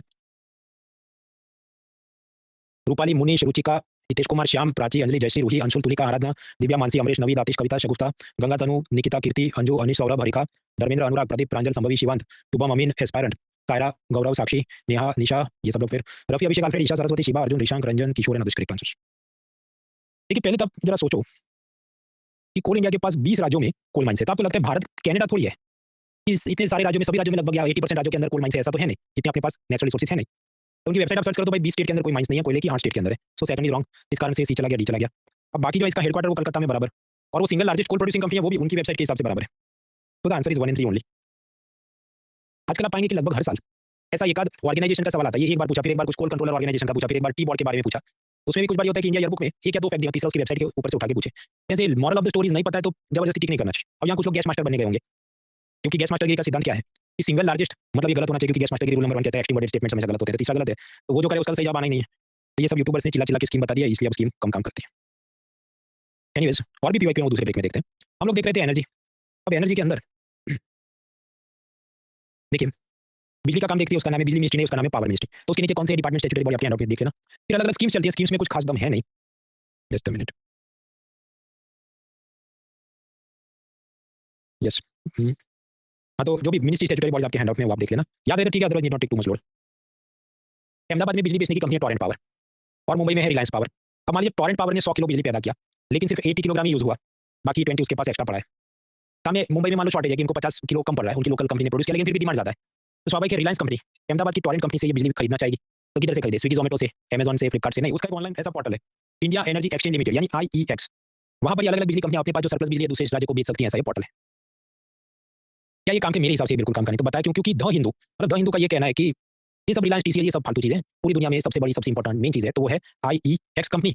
और ये लोग भी फिर जोश में आ गए, इन्होंने क्या 3-4 और पोर्टल बना दिए कि तुमको एक्स्ट्रा गैस खरीदना है तो अलग पोर्टल है, ग्रीन एनर्जी खरीदना है तीसरा पोर्टल है, हाइड्रोजन खरीदने का चौथा पोर्टल है। तो फिर करंट अफेयर्स पीडीएफ वाले भी मौज में आ गए, फिर इसके फालतू मॉक क्वेश्चन बनाते हैं, जबकि सरकारी कंपनी ने तो इतना क्यों चल कूद के मेरे को समझ नहीं आया। But anyways I told you, आगे बढ़ते हैं। मान लीजिए केरला के पास एक्स्ट्रा बिजली है, वो यूपी को बेचना चाहता है, तो सब जगह तार खंभे लगाने पड़ेंगे, उसे आप क्या बोलो? One nation one grid, one nation one grid. अब उसमें ये हो कि राजस्थान कहे कि मुझे सोलर एनर्जी आपको बेचना है यूपी को। अब बिजली में भी आप जानते 2 जाती होती है, AC और DC, alternate current, direct current. अभी सोलर टाइप की बिजली होती है, उसको उन्होंने DC बैटरी में स्टोर किया और फिर हम कहे अभी आपको एक्सपोर्ट करना, मतलब बेचना है। तो सब तार अलग जाके जोड़ने पड़ेंगे, बीच में कुछ मशीन लगाने पड़ेंगे। तो उस चीज को आप क्या बोलोगे? ग्रीन एनर्जी कॉरिडोर, कि जहां पर ग्रीन एनर्जी इस नॉर्मल इलेक्ट्रिसिटी ग्रिड में आप बेच सके, सप्लाई कर सके। आप कैसा सोलर एनर्जी सीधा ब्रिटेन को बेच देना है, तो उसकी भी आगे तार बिछा देंगे, उसको हम कहेंगे one sun one world one grid, या ग्रीन ग्रिड्स इनिशिएटिव, OSOWOG। जैसा एशिया अफ्रीका वाले यूरोप को सोलर एनर्जी बेच सके, ऐसी चीज। एनवायरमेंट कोर्स में और आराम से पढ़ना। नाउ बिजली की बहुत सारी योजनाएं, दम कुछ है नहीं, पर वो समझ लेते हैं। इलेक्ट्रिसिटी सेक्टर में प्रॉब्लम्स काफी रहे। हुआ ये, लेट मी ज़ूम इन। पहले के ज़माने में बिजली चोरी बहुत होती थी, और बिजली चोरी हो तो भी स्टेट गवर्नमेंट में जो CM है, जिसकी सरकार है, वो कुछ एक्शन नहीं लेंगे कि इधर किया तो ये गांव वाले, ये किसान हमें वोट नहीं देंगे, इसलिए बिजली कंपनी का हमारा लॉस हो रहा है, लेकिन पुलिस प्रोटेक्शन के साथ उसके अधिकारी वहां पर जा नहीं सकते। तो इलेक्ट्रिसिटी की चोरी एक बड़ा प्रॉब्लम था। इस कारण से जो भी रिलायंस टोरेंट वगैरह वो कैम लॉस में है, तो बैंकों से जो लोन लिया वो चुका नहीं सकते, नॉन परफॉर्मिंग एसेट की प्रॉब्लम है। दूसरा, फ्लड, साइक्लोन, सुनामी, वर्कर्स हड़ताल पे चले गए, कुछ बार सुप्रीम कोर्ट या नेशनल ग्रीन ट्रिब्यूनल ने मना किया कि कोल माइनिंग से पर्यावरण को नुकसान है, बंद करो। फिर सबके चलते कोल सप्लाई इरेटिक, अव्यवस्थित रहता था। ये भी बिजली कंपनियों को तकलीफ करता है। तो distribution company discoms were suffering lot of losses. उसके ऊपर प्राइस कंट्रोल भी एक तकलीफ थी। बिजली का भाव कौन तय करता है? Who decides the price of electricity? तो उसके वास्ते इलेक्ट्रिसिटी एक्ट है, उसके नीचे 2 स्टैट्यूटरी बॉडी है। एक है सेंट्रल इलेक्ट्रिसिटी रेगुलेटरी कमीशन, सर्क। तो यूपी को बिजली, बिहार को बेचनी है तो क्या भाव होना चाहिए, वो सेंट्रल अथॉरिटी डिसाइड करेगा। अब यूपी के भीतर ही बिजली बेचनी है तो क्या भाव होना चाहिए, तो उसको डिसाइड करेगा यूपी स्टेट का स्टेट इलेक्ट्रिसिटी रेगुलेटरी कमीशन है, SERC। ऐसी 2 मतलब स्टैट्यूटरी बॉडीज इलेक्ट्रिसिटी का प्राइस तय करें, आपके बेस्ट है। पर प्राइस कंट्रोल ये लोग ऐसा करते थे कि मान लो ये कहे कि रिलायंस फैक्ट्री को बिजली चाहिए 15 रुपीस पर यूनिट में बेचो, मेरे आपके जैसे हाउसहोल्ड को चाहिए, अच्छा इनको 10 रुपए पर यूनिट में बेचो, किसानों को खेती करने के लिए, इरिगेशन का पंप सेट चलाने के लिए चाहिए, इनको 0 रुपए पर यूनिट में दे दो। यानी पर यहाँ पर हो क्या रहा है कि इंडस्ट्री को महंगा बिजली बेचा जा रहा है ताकि किसान को सस्ते में या मुफ्त में मिले, क्रॉस सब्सिडाइजेशन हो रहा है। अब यहाँ फिर भी लॉस तो होने हैं कंपनी के, तो ये लॉसेस की कौन भरपाई करे? मतलब रिलायंस टोरेंट किसान को 0 रुपए में बिजली बेच रहे हैं, वो क्या हमारा लॉस हुआ, तो स्टेट गवर्नमेंट ने लॉस की भरपाई के लिए सब्सिडी देना चाहिए रिलायंस टोरेंट को, पर वो टाइम पे रिलीज नहीं करेंगे, इस कारण से भी डिस्ट्रीब्यूशन कंपनियों को और लॉसेस हो जाएंगे। Then what is the way forward? 2015 तक हम पहुंचते हैं तो लॉसेस बहुत ज्यादा हो गए, बैंकों को ये लोन नहीं चुका पाए, तो सरकार स्कीम लेके उदय स्कीम, उज्ज्वल डिस्कॉम एश्योरेंस योजना, फुल फॉर्म याद नहीं रखना है। वो ऐसा कि जो भी रिलायंस या टोरेंट का लॉसेस, मतलब जो लोन बकाया है, तो 75% लोन स्टेट गवर्नमेंट चुका देगा। 75% लोन जो भी बैंकों में बाकी है रिलायंस टोरेंट या किसी बिजली कंपनी का, स्टेट गवर्नमेंट चुका देगा। तो मान लो 75 रुपीज लोन चुका दिया। प्रश्न है 75 रुपीज स्टेट गवर्नमेंट कहाँ से लाया, तो उसके वास्ते स्टेट गवर्नमेंट बॉन्ड इशू करेगा, उदय बॉन्ड। वहाँ पर ये बाकी बैंकर्स, म्यूचुअल फंड वगैरह लोग इन्वेस्ट करेंगे। तो इस प्रकार से स्टेट गवर्नमेंट जो भी मान लो 75 रुपीज लाया और ये बिजली कंपनियों का 100 रुपये का लोन बाकी है, तो 75 रुपीज स्टेट गवर्नमेंट अपने पॉकेट में से उन बैंकों को चुका देगा, ताकि ये जो NPA की प्रॉब्लम है, बैड लोन की प्रॉब्लम है, वो सॉल्व हो सके। आपके पर तो स्टेट गवर्नमेंट ऐसा क्यों करेगा? क्योंकि उसको लॉलीपॉप दिया यूनियन ने कि अगर स्टेट गवर्नमेंट ऐसा करता है तो यूनियन गवर्नमेंट अपनी बाकी जो बिजली पावर मिनिस्ट्री और रिन्यूएबल मिनिस्ट्री की योजना है उसमें से उस स्टेट को पैसा देगी। तो that is Uday scheme. Uday scheme भी इतनी ज़्यादा सक्सेसफुल रही नहीं, तो मुझे देखने काम की लगती है, तो बताते क्यों हो? क्योंकि द हिंदू वाले हैं, इनको लिखने को कुछ बचे नहीं तो याद करते हैं। अच्छा ये भी बात। दूसरा, ये जो उदय बॉन्ड्स स्टेट गवर्नमेंट ने इश्यू किए थे, वो मान लो मैच्योर होने वाला 2026 में, तो फिर से ये लोग खुद पढ़ेंगे, अच्छा इसका न्यूज़ बनाते हैं। मैंने एक लाइन में आपको समझा दिया। आत्मनिर्भर भारत में ऐसा और भी बहुत किया गया, अपन उसका बहुत लोड ले रहा नहीं है। फिर सरकार ने कहा कि जो इलेक्ट्रिसिटी एक्ट है उसमें संशोधन करते हैं, कुछ सुधार करते हैं, 2022 में बिल लेके आए। अब वो जो बिल है वो भी मेरे हिसाब से पढ़ने लायक है नहीं, क्योंकि वो फाइनल स्टेज में इंप्लीमेंट होना अभी बाकी है, तो विल नॉट वेस्ट टाइम। उसमें से बातें क्या थी कि कोई इलेक्ट्रिसिटी कंपनी को लाइसेंस कौन दे सकता है, सेंट्रल वाला इलेक्ट्रिसिटी रेगुलेटरी कमीशन या स्टेट वाला, और फिर दोनों का आपस में अगर कॉन्फ्लिक्ट है तो क्या होगा, वो सब की बातें थी। But MCQ exam point of view से कुछ सेंस नहीं बनता, आजकल हॉट एंड हैपनिंग चीज नहीं है, जैसा कि कास्ट सेंसस या वक्फ बिल या जो ये नीट हटाओ या तमिलनाडु में गवर्नर का झगड़ा। तो मेंस का अगर आपको जवाब भी लिखना है तो वो सब चीजें आप कोट करोगे एग्जांपल के रूप में, तो इवैल्यूएटर जल्दी कनेक्ट कर पाएगा, या ये बिजली बिल आया था उसके अंदर वो ये था, वो आप लिखोगे तो भी उसको क्लिक नहीं होगा कि मामला क्या है। So will not waste time. तो आगे बढ़ते हैं। कुल मिलाकर एक मैं जिस्ट आपको बताता हूँ, ये बिजली का जो कानून सुधारने की बात है उसमें एक यूनिक बात ऐसी है, प्रेजेंटली क्या है कि अहमदाबाद में सिर्फ टॉरेंट पावर ही बिजली बेच सकता है, तो उधर रिलायंस वाला बेच नहीं सकता। उसी तरह उत्तर गुजरात के कुछ डिस्ट्रिक्ट है, वहां पर सिर्फ सरकारी जो उत्तर गुजरात विद्युत कंपनी है वही बेच सकती। तब उनका एटीट्यूड आप जानते हैं ऐसा होगा। ये जो नया बिल है ये ऐसा कहता है कि एक ही सिटी में मल्टीपल डिस्ट्रीब्यूशन कंपनियां ऑपरेट कर सकती है। मतलब मान लो अहमदाबाद में रिलायंस भी, टॉरेंट भी, उत्तर गुजरात विद्युत भी, तीनों कंपनियां बिजली दे सकती है। आपको जो इच्छा, जैसा एयरटेल जियो आपको जो लेना है ले लो। अब अगर ऐसा होगा तो कंपटीशन में आप जानते हैं बीएसएनएल का सिम कार्ड कोई लेगा नहीं। उसी तरह यहाँ पर ये जो सरकारी कंपनी है, सरकारी बिजली कंपनी, उससे लोग बिजली लेंगे नहीं, क्योंकि 24/7 आपको सप्लाई नहीं कर पाएगा, कस्टमर कंप्लेन कोई सुनेगा नहीं वगैरह। अल्टीमेटली व्हाट विल हैपन, सरकारी इलेक्ट्रिसिटी कंपनी के लॉसेस और ज्यादा बढ़ जाएंगे, क्योंकि उसके कस्टमर और कम हो जाएंगे, क्योंकि सेम सिटी में प्राइवेट प्लेयर भी बिजली बेच सकते हैं। तो फिर एयर इंडिया की तरह उसको प्राइवेटाइज कर देना पड़े, टाटा को बेच देना पड़े, तो सरकारी बिजली में कंपनी में काम करने वाले जो ऑफिसर है उनका सेड इमोजी हो जाएगा, क्योंकि अभी उनको एकदम सेड बन के पैर चौड़े करके बैठने की आदत है, फिर उनका नौकरी या तो चला जाएगा, नहीं तो प्राइवेटाइज हुआ तो काम ज्यादा करना पड़े, तो विरोध करते रहते हैं। तो that is also an angle, वो कुछ कुछ बार कॉलम्स में आता है। तो बोलना क्या चाहता है एक ही लाइन में, वो मैंने आपको बताया, वो ये सब बोलना चाहता है। मैंने आपको बताया कि जो बिजली की पूरी सप्लाई चेन है वो ऐसी होती है। एक होती है जेनको, मतलब पावर जनरेशन कंपनी, ये लोग कोयला जलाएंगी बिजली बनाएगी, पर ये लोग खुद बेचने नहीं जाएंगे, बेचने के लिए दूसरी कंपनी होती है, डिस्ट्रीब्यूशन कंपनियां, डिस्कॉम। और फिर अंत में वो नीचे जाता है, मान लो किसानों को फ्री देना है, तो उस वक्त स्टेट गवर्नमेंट ने या सब्सिडी सब रिलीज करनी चाहिए, पर वो टाइम पे करते नहीं, ये भी एक दिक्कत रहती है। तो मैंने ग्राफिक्स बनाया है कि ये जो बिजली क्षेत्र में क्या तकलीफ है। देखिए, ज्यादातर अपनी इलेक्ट्रिसिटी हम कोयले से बनाते हैं, तो कोल इंडिया की खुद की तकलीफ मैंने आपको बताया, साइक्लोन सुनामी में सप्लाई चेन डिस्टर्ब हो जाए, मजदूर हड़ताल पे चले जाए, कुछ बार सुप्रीम कोर्ट या national green tribunal environment activism के नाम पे माइनिंग पे रोक लगा दे। अब ये सब जब भी होगा तो इलेक्ट्रिसिटी जनरेशन कंपनी उसको टाइम पे मिलेगा नहीं, मान तो बिजली महंगाई बेचेगा, मान लो 10 रुपए का। ये तो एक चीज हुई। अब फिर मैंने आपको बताया कि देखिए, ये पावर जनरेशन कंपनियां जिनको खुद आपको घर तक नहीं पहुंचाती, उसके वास्ते दूसरी डिस्ट्रीब्यूशन कंपनी होती है, जैसे टॉरेंट, रिलायंस है। तो ये जो डिस्ट्रीब्यूशन कंपनी है ये आगे आपको बिजली बेचती है, लेकिन वो अपने हिसाब से भाव तय नहीं कर सकती। मैंने आपको बताया उसके लिए सेंट्रल और स्टेट की स्टैट्यूटरी बॉडीज हैं, दे डिसाइड द प्राइसेस। अब जो प्राइस डिसाइड करें वो सब ऐसा हो कि जब इलेक्ट्रिसिटी कंपनी फैक्ट्री वाले को बिजली दे 15 रुपये पर यूनिट, फैमिलीज को भेजे तो 10 रुपये पर यूनिट, और किसानों को 5 रुपये में फ्री में, ये सब। अब उसमें भी अलग अलग स्टेट ने अनाउंस किया कि देखो ये 300 यूनिट तो तुम फ्री में दे दो सब फैमिलीज को, या किसानों को फ्री में दे दो, तो स्वाभाविक लॉसेस हो जाएंगे। लॉसेस के लिए सरकार ने उस कंपनी को सब्सिडी रिलीज करना चाहिए, पर टाइम पे रिलीज नहीं कर पाती। अब याद करो हमने कौन सा पिलर 2 बी फाइनेंस कमीशन वाला, उसमें देखा था कैसे नीति आयोग की फिस्कल हेल्थ रिपोर्ट आई है, और उसमें बताया कि पंजाब ही सबसे ज्यादा वहां पर दिवालियापन और फाइनेंशियल प्रॉब्लम है उनकी सरकार को, तो उसके चलते ये सब नीचे भी तो इफेक्ट होगा ना, इलेक्ट्रिसिटी कंपनियों को भी टाइम पे पैसा नहीं मिला है। अब ये सब चल रहा था, उसके ऊपर सरकार लेके आई कोटा सिस्टम कि तुम ये कोयले से मान लो 100 किलो बिजली खरीद रहे हो, तो तुम्हें कम से कम मान लो 2 किलो तो तुमने रिन्यूएबल एनर्जी खरीदनी होगी। अगर ऐसा नहीं खरीदोगे तो आप पे पेनल्टी चाहिए। आप पे मतलब ये रिलायंस या टोरेंट जो भी इलेक्ट्रिसिटी कंपनी है, मतलब इलेक्ट्रिसिटी कंपनी ने सारा कोयला वाला बिजली नहीं खरीदना है, कुछ रिन्यूएबल भी खरीद के बेचना होगा। अब इसमें प्रॉब्लम ये है कि समझो कोल वाला बिजली तो मिल जाएगा उसको 10 रुपये में, सोलर वाला जब वो खरीदेगा उसको 20 रुपये में पड़े, क्योंकि सोलर इलेक्ट्रिसिटी के लिए बहुत बड़ी जमीन चाहिए और उसमें से ये सब आप निकालो तो पर यूनिट महंगा निकलता है। तो these are creating problems for the electricity distribution companies. अब इसको सॉल्व करने के लिए क्या किया जाए, स्टेट गवर्नमेंट को कहा जाए कि आप एक सब्सिडी बैलेंसिंग फंड बनाओ ताकि ये सब में आप सेटल कर सको। फिर वो सब प्रपोजल है तो अभी बनना बाकी है। नाउ इलेक्ट्रिसिटी कंपनियों को मदद करने के लिए मैंने आपको बताया, एक तो है उदय स्कीम, उसके उदय बॉन्ड इशू किए। ऐसी एक और भी स्कीम है, integrated power development scheme, IPDS. वो सिटी एरिया के अंदर इलेक्ट्रिसिटी कंपनियों को थोड़ी हेल्प करते हैं ताकि सिटी एरिया में सब नेटवर्क अच्छा रहे, 24 घंटे बिजली मिले। स्मार्ट मीटर लगाओ। स्मार्ट मीटर से क्या फायदा है, नॉर्मल मीटर में आपके घर पे आदमी चेक करने आएगा, और कुछ जगह ऐसी गुंडे और दबंग लोग रहते हैं चेक नहीं करने देते, या फिर कि वो छेड़छाड़ कर देते तो मीटर रीडिंग सही आता ही नहीं। स्मार्ट मीटर सब ऑनलाइन कनेक्टेड होता है, तो अपने आप उसको क्लाउड में पता चल जाए आपके घर चेक किए बिना कि कितना यूनिट कर रहे हो, और उसको हैक करके उसका मीटर मैनिपुलेट करना मुश्किल होता है। तो ये सब के लिए यूनियन हेल्प करेगा इन कंपनियों को। जहाँ पर नॉर्मल बिजली तार नहीं लगा सकते तो सोलर पैनल इंस्टॉल करेंगे, मान लो लद्दाख वगैरह में। फिर सरकार ने कहा प्रीपेड स्मार्ट मीटर लगवाएंगे। मोबाइल में आप समझो प्रीपेड बैलेंस आपका 200 रुपये, तो 200 रुपये टॉक टाइम करो, फिर जैसे टॉक टाइम खत्म तो बंद। उसी तरह प्रीपेड स्मार्ट मीटर का फायदा क्या कि आपने रिचार्ज करा कि 200 रुपये, तो 200 रुपये जितनी इक्विवेलेंट बिजली आपने यूज की तब तक चलेगा, फिर अपने आप लाइट चला जाएगा, उसके लिए तार काटने आने की जरूरत नहीं है, बहुत सारे प्रॉब्लम उनके सॉल्व होते हैं। तो this type of reforms taken under the integrated power development scheme IPDS, और ये सिटी एरिया को टारगेट करती है। तो गांव के लिए क्या है, दीनदयाल ग्राम ज्योति योजना 2015 में पावर मिनिस्ट्री चलाती है। ऑब्जेक्टिव क्या है, 24 घंटे बिजली मिले गाँव वालों को, मुफ्त में मिले नहीं, मीटर्ड इलेक्ट्रिसिटी, समझो मीटर लगाएंगे और बिजली देंगे। आपको उसमें कुछ हो सकता है कि स्टेट गवर्नमेंट का देखो 300 यूनिट माफ है, 301 यूनिट होगा आपका तो फिर आप पे बिल चढ़ेगा, but it will be metered electricity supply. ये जो दीनदयाल ग्राम ज्योति योजना है उसका मैकेनिज्म क्या है कि पहले पावर स्टेशन से बिजली बनी, फिर सब स्टेशन जाएगी, फिर वहां से अलग अलग तार से किसानों को जाएगी और रिहायशी इलाके स्कूल हॉस्पिटल को जाएगी। तो इसे हम कहते हैं फीडर लाइन। अब सारी फीडर लाइन एक ही सिंगल सोर्स से जाती हो तो तकलीफ क्या होगी, किसान इतना हैवी मोटर यूज करेगा 3 फेज 4 फेज जो भी, सब लोड में ऐसी वोल्टेज फ्लक्चुएशन आएगी कि स्कूल का बिजली चला जाए। Then what is the solution, भाई आप डिवाइड कर दो ना, एक ही हार्ड डिस्क में सारा डेटा मतलब 3-4 उसका पार्टीशन कर दो। तो पावर स्टेशन के नीचे सब स्टेशन बनेंगे 1-2 और वहां से एग्रीकल्चर की लाइन अलग बिछाएंगे, नॉन एग्रीकल्चर की अलग बिछाएंगे ताकि वोल्टेज फ्लक्चुएशन कम रहे, और मीटर लगा के आपको बिजली देंगे। दैट इज दीनदयाल ग्राम ज्योति योजना। अब ये जो दीनदयाल ग्राम ज्योति योजना है वो चल रही थी, फिर सरकार ने कहा देखो ये ऐसी बात है कि मैंने आपसे पिछली मैं कोर्स खत्म करूंगा, कौन सा बैच है पीसीबी 13। अब मैं ये कहूँ कि देखो मैं इसमें सिलेबस खत्म नहीं कर रहा, मैं एक नया बैच लॉन्च करता हूँ, तुम उसको ज्वाइन करो, सिलेबस खत्म बैच। तो सरकार यहाँ ये ऐसी योजना करती है, उसका नाम है सौभाग्य। ये देखो हमने दीनदयाल ग्राम ज्योति योजना तो लॉन्च की थी, और उसमें हम सिलेबस खत्म नहीं कर पाए, मतलब सबको बिजली नहीं दे पाए, तो हम एक नई बिजली योजना लॉन्च करते हैं, उसका नाम है प्रधानमंत्री सहज बिजली हर घर योजना, यानी सौभाग्य। मतलब सौभाग्य कैसी स्कीम है कि तुमको दीनदयाल में नहीं मिला बिजली तो तुमको सौभाग्य में देंगे, ये स्कीम का मोटिव है। तो पहले प्रश्न है तो भाई तो दीनदयाल में क्यों नहीं मिला आपको? एनीवेज उसका मैकेनिज्म थोड़ा अलग है। सौभाग्य में ऐसा है कि बिजली कंपनी वो गरीबों के घर में बिजली का कनेक्शन डालेगी, मान लो 100 रुपये का खर्चा है, तो उसमें बैंक वाले 10 से 25 रुपये देंगे और सरकार बाकी 75 टू 90 रुपीज देगी, और फिर उसको बिल का आएगा, उसमें से सब लोग अपना सेटल करेंगे, दैट इज सौभाग्य स्कीम। अब ये सब चल रहा था, फिर सरकार को कहा कि सरकार को लगा कि एक चौथी योजना भी लॉन्च कर लेते हैं, यूपीएससी एस्पायर नहीं तो इज्जत नहीं करेंगे हमारी, तो छतरी योजना लॉन्च किया। वैसा गांव वालों के लिए क्या है, दीनदयाल ग्राम ज्योति योजना, और उसके आगे फिर सौभाग्य किया। सौभाग्य में ऐसा है कि सिटी के गरीबों को भी बिजली देने की कुछ बात होगी। शहर वालों के लिए क्या है, इंटीग्रेटेड पावर डेवलपमेंट स्कीम। तीसरा जम्मू कश्मीर और लद्दाख वालों के लिए क्या है, तो प्राइम मिनिस्टर्स डेवलपमेंट प्रोग्राम। ये 3 योजना बिजली की है। अब सरकार ने कहा देखो एक छतरी बनाते हैं, उसका नाम है रिवैम्प्ड डिस्ट्रीब्यूशन सेक्टर स्कीम, और उसके नीचे ये सारी योजना ऐसा तुम मान लेना, या फिर ये योजना खत्म हो गई उसकी जगह एक ही योजना है, उन्होंने क्लैरिफाई नहीं किया, कुल मिला के ऊपर एक छतरी, उसका नाम है रिवैम्प्ड डिस्ट्रीब्यूशन सेक्टर स्कीम। तो कायदे से दीनदयाल ग्राम ज्योति योजना 2015 में उसका तो पूछना नहीं चाहिए उन्होंने, क्योंकि बहुत आउटडेटेड चीज हो गई, लेकिन अभी 2-3 हफ्ते पहले जो जीपीएससी हुआ उसमें उन्होंने ये स्कीम के बारे में सब पूछा, तो इसलिए कुछ योजना करनी चाहिए। क्यों करनी चाहिए, क्योंकि समझो इंडिया ईयरबुक में दिया है। जीपीएससी या कोई भी प्रोफेसर को 2015 में नोट बना के नहीं बैठा है, वो खोलेगा इंडिया ईयरबुक, अच्छा ये है चलो एक प्रश्न बनाते हैं, so you have to prepare, और ये सब दिया इसलिए समझो 40 पेज का हैंडआउट है। Anyways but to simplify the memorisation, याद रहने में सुविधा है, इसलिए मैंने क्या किया, माइंड में भी बनाया हैंडआउट में कि बिजली में क्या give electricity to all, city area में आईपीडीएस है, गांव में वो दीनदयाल ग्राम ज्योति योजना है, जम्मू कश्मीर लद्दाख में प्राइम मिनिस्टर डेवलपमेंट प्रोग्राम है, फिर बोला 3 सबको कंबाइन करो, रिवैम्प्ड डिस्ट्रीब्यूशन सेक्टर स्कीम है।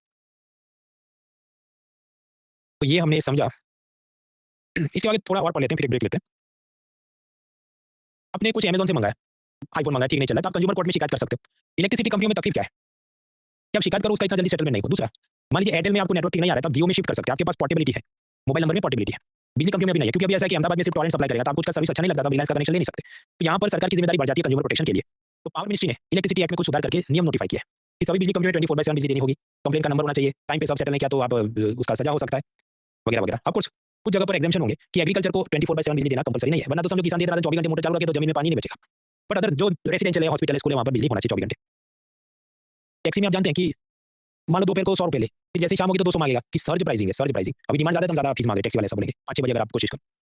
उसी तरह बिजली कंपनियों का होता है कि मान लो एक नॉर्मल रेट कि 10 रुपये पर यूनिट, फिर दिन में वो कहे कि अच्छा 20% सस्ता देंगे, लेकिन पीक आवर्स अभी शाम या रात में बहुत गर्मी है, सब लोग एसी चला रहे हैं, तो क्या नहीं इसके ऊपर 1.2 टू 1.20 हम ज़्यादा फीस चार्ज करेंगे। तो इसे हम कहते हैं time of the day tariff of electricity use. इस पे गवर्नमेंट ने कुछ रूल्स रेगुलेशन बनाए।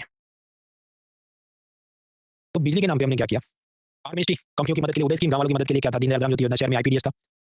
अब थोड़ी हम बात करें इलेक्ट्रिसिटी यूज लेस, कम बिजली इस्तेमाल करो, तो कैसे कर सकते हैं। फिलामेंट का येलो कलर का बल्ब मत यूज करो, एलईडी बल्ब यूज करो। उसके वास्ते एक उजाला स्कीम है, उसका फुल फॉर्म काम का नहीं। स्ट्रीट लाइट में पहले हेलोजन बल्ब हुआ करते थे, उसमें क्लोरीन या कुछ इनर्ट गैस रहता होगा, वो साइंस में देखना। अब क्या हेलोजन बल्ब जिससे येलो वाला ब्राइट लाइट आता है उसको हटाओ और एलईडी बल्ब लगाओ, तो ऐसा स्ट्रीट लाइट का नेशनल प्रोग्राम है। फिर गाँव वालों को बोला कि तुम ये फिलामेंट वाला येलो बल्ब और 10 रुपये दो लेके आना, और ये जो पावर मिनिस्ट्री है उसकी एक कंपनी है वो आपको नया एलईडी बल्ब दे देगी जिसमें अच्छी बिजली, मतलब लाइट अच्छी आएगी और बिजली कम खाएगा। तो ऐसी पावर मिनिस्ट्री की ग्राम उजाला स्कीम है, ग्राम उजाला स्कीम है। ये भी सब हैंडआउट में दिया है। एक योजना समझते हैं पैट। मान लीजिए भारत सरकार टेक्सटाइल इंडस्ट्री को कहे कि जितनी बिजली आप यूज करते हैं उसमें 10% कम करो, तो रिलायंस जो भी पॉलीमर्स और विमल टेक्सटाइल उन सबका है, वो अपना तो नई मशीनरी खरीदे, कुछ सोलर या कुछ एफिशिएंट सिस्टम इंस्टॉल करे, और वो 10% कम इलेक्ट्रिसिटी यूज करे, तो सरकार उनको सर्टिफिकेट देगी, एनर्जी सेविंग सर्टिफिकेट, ई सर्ट। उसके मुकाबले बिरला वो ऐसा कुछ काम नहीं करे, वो अपना 10% electricity consumption reduction quota complete नहीं करे, तो फिर सरकार कहेगी देखो 2 ऑप्शन देते हैं, या तो तुम मुकेश अंबानी से ये सर्टिफिकेट खरीद लो, और नहीं तो तुम पेनल्टी का पैसा भरो। तो ऐसा होता है ये कैट scheme. Perform achieve trade, perform किसने किया, रिलायंस ने। अचीव किसने किया, रिलायंस ने। और ट्रेड वो क्या करेगा, सामने बिरला ने अचीव नहीं किया कोटा, तो उसको अपना सर्टिफिकेट बेचेगा। तो एनवायरमेंट मिनिस्ट्री के नीचे नेप डबल सी नाम का जो क्लाइमेट चेंज का प्रोग्राम है, उसके नीचे ये चीज आती है पैट, परफॉर्म अचीव ट्रेड। अलग अलग सेक्टर पे लगती है, हालांकि ये सेक्टर भी प्लस माइनस अलग अलग ऐड होते हैं, हटाए जाते हैं, वो एनवायरमेंट कोर्स में आप पढ़ता है। ग्रीन क्रेडिट प्रोग्राम, देखिए एक तो कार्बन क्रेडिट है, वो तो जो भी क्योटो प्रोटोकॉल वगैरह से चल रहा है कि अलग अलग कंपनियों ने ग्रीन हाउस गैस के एमिशन कम करे, उसको सर्टिफिकेट मिले, किसी और को बेचे, कोटा कंप्लीट करे, ये तो चल रहा है। उसमें भी ऑफकोर्स इंटरनेशनल लेवल पे उसका वैलिडिटी वगैरह की प्रॉब्लम्स है, एनवायरमेंट में आप देखना। सरकार पहले एक नई चीज लेके आई, green credit program. Green credit program ऐसा है कि उसमें कोई भी उठा के सर्टिफिकेट ले सकता है। किसान कहे मैं पराली नहीं जलाऊंगा, उसको सर्टिफिकेट दे दो। मैं कहूँ मैं गड्ढा खोदूंगा, इसमें पानी भरेगा, वाटर शेड है, मुझे सर्टिफिकेट मिले। आप कहो हमने पेप्सी की बोतल कांच की जो है वो रिसाइकल कर दिया, आपको सर्टिफिकेट मिले। कोई तीसरा आदमी कहे मैं पेड़ लगा रहा हूँ, उसको सर्टिफिकेट मिले, तो सबको सर्टिफिकेट मिलेंगे, और फिर कंपनियां इन सर्टिफिकेट को खरीद लें। अब पेपर क्यों खरीदेगा, अब कुछ नहीं खरीदेगा, और सरकार ने कहा ये वॉलंटरी है, कंपलसरी नहीं। तो जब कंपलसरी नहीं तो कौन सी कंपनी खरीदेगी, तो that is green credit programme. अब ये एक तो नई योजना लॉन्च हुई, तो आप जानते हैं एनवायरमेंट का टॉपिक है बोल के हमको सब तैयार करना पड़े। खैर मैंने पेट स्कीम, कार्बन क्रेडिट स्कीम और ग्रीन क्रेडिट स्कीम, इसका टेबल बनाया, वो आप देख लेना। नॉर्मली आप जानते हैं ये स्टेज पे आके मैं आपको बोलूंगा कि याद रहे तो ठीक है, वरना दूसरे सब्जेक्ट करना, लेकिन इस केस में आप देख लेना, इसका कारण ये एनवायरमेंट में आएगा, तो फिर या तो इकोनॉमी या एनवायरमेंट कहीं तो परेशान करेगा, सो डू प्रिपेयर, आपके हैंडआउट में दिया है। मैं अंडरलाइन खींच के नहीं जा रहा क्योंकि फिर एनवायरमेंट है असल में। टीबीएम तो हमने समझ लिया कि भारत से हम लोग स्टील एक्सपोर्ट करते तो कस्टम ड्यूटी लगती है, पर यूरोपियन यूनियन वाले ने इस पे तुमने पॉल्यूशन किया था और सर्टिफिकेट खरीदो। तो सीबीएम क्या था, पिलर 3 में नॉन टैरिफ बैरियर में हम देख चुके हैं। एनवायरमेंट के नाम पे और भी छोटी मोटी बहुत योजना मैंने दी है, लेकिन क्योंकि वो एनवायरमेंट है तो एनवायरमेंट के ऊपर प्रश्न पूछते हैं फॉरेस्ट सर्विस वालों को टेस्ट करने के लिए, तो थोड़ा देख लेना अगर कुछ याद रहे तो। इसके बाद रिन्यूएबल और सोलर आएगा, वो खुद में फ्रेश माइंड मांगता है, तो ब्रेक लेते हैं, ब्रेक में आप ये वाला क्वेश्चन ट्राई करिए, ब्रेक फॉर 5 मिनट्स।